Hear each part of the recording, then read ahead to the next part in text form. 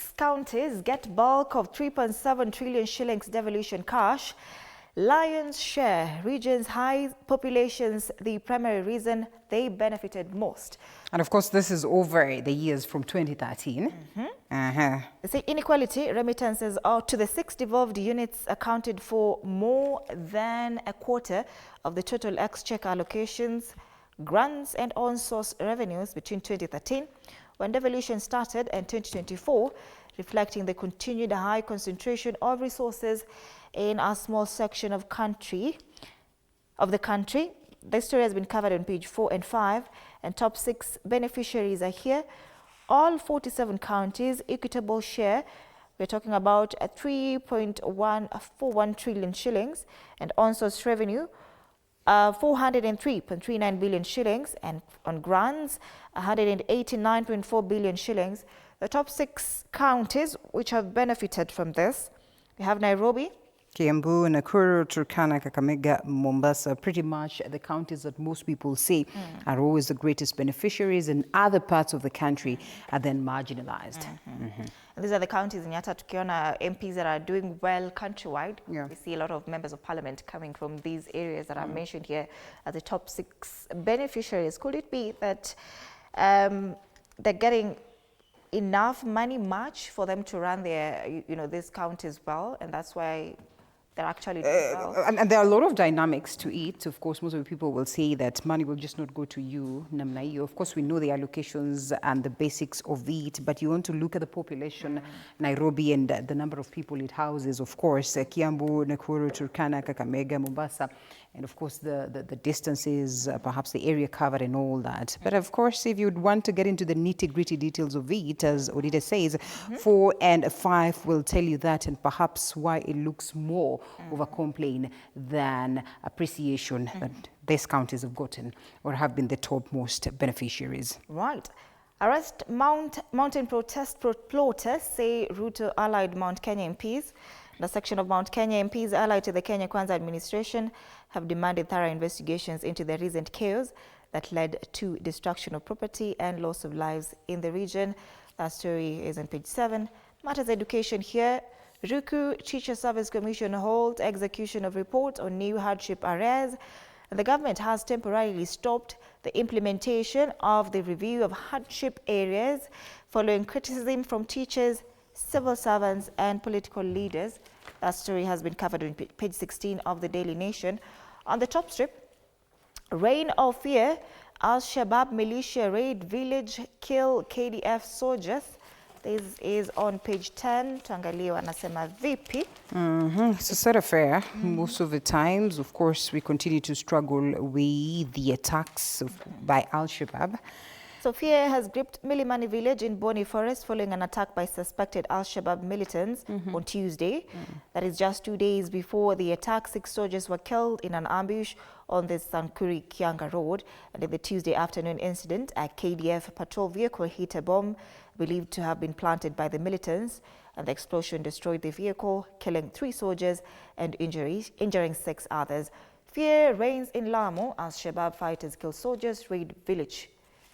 And of course, there's also another story I think I saw where they said that there are areas that are literally on the peripheries having, Al-Shabaab and insecurities. Lamu has been prone for quite some time right now. We get to hear these reports, but we can only hope that, of course, ultimately as a country, we should be able to address the security concerns. But then again, there's that confirmation that there's KDF patrol and, of course, security heightened that area.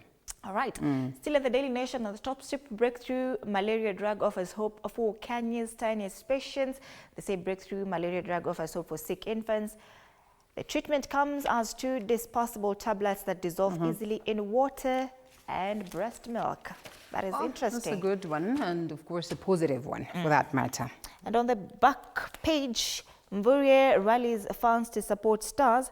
Harambee Stars will play the Democratic Republic of Congo on August 3rd in Group A, then play Angola, Morocco and Zambia in Nairobi. And marathon world record holder Chepngetich suspended over use of banned substance. Okay. That's the Daily Nation this morning. The Standard. Standard. Taking time bomb. Yes, what we're talking about, and of course in relation to just how then, the skyscrapers are a good thing, but at the same time, there's another side to it where, of course, it's critical for those ones that cruise over up the sky. They say in the skies above Nairobi, Wilson Airport pilots are risking their lives as well as those of their passengers. Why? Every single day, what was once a routine takeoff and landing is a high-stakes gamble because of the many high-rise buildings that we get to witness in Nairobi today. All right, they say through a gauntlet of rogue high-rises, many built illegally in defiance of flight safety laws. And at the heart of this looming disaster is a powerful northern Kenya politician accused of arm-twisting regulators into green-lighting unauthorized skyscrapers. Of course, when you mesema to along critical approach paths, aircrafts are now forced into steep last-minute drops to clear obstacles. One wrong gust of wind and it could end in flames. Wilson Airport is also here. Tuangalie tu ndani kidogo. This story has been covered on page 4 and 5. Yeah. There you go. And there's something here, how women's laws took Kenya to the skies. I think still on the same story. And Kenya airports and airstrips have also been outlined here in the inside pages.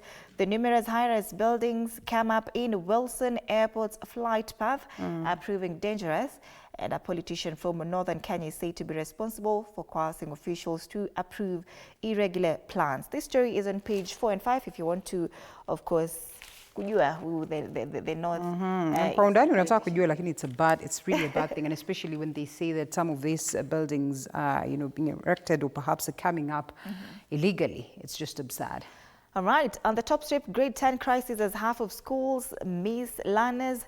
Out of 9,000 secondary schools to choose from, only 4,250 were selected.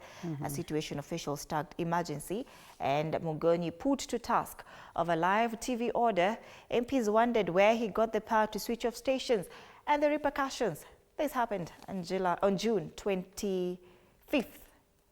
During the Mandamando protest, of course, we were told that lazima, you're not going to cover all this. Reactionary in nature most of the times, but yes, we can only hope that, of course, they come up with policies that are going to be helpful in future. It's actually June 21st. I realize I said June 25th. It was during Albert Ojwang's... it was during Albert Ojwang's, yes, different from the 25th.